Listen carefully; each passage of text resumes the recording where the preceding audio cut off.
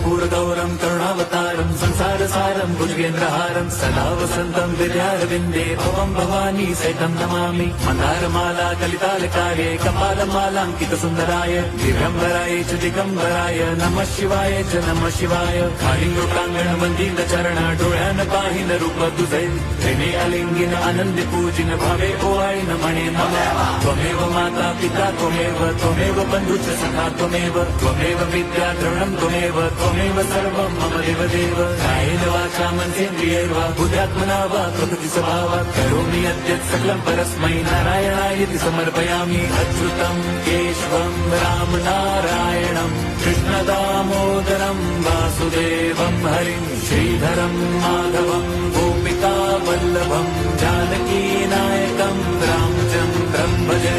Hare Ram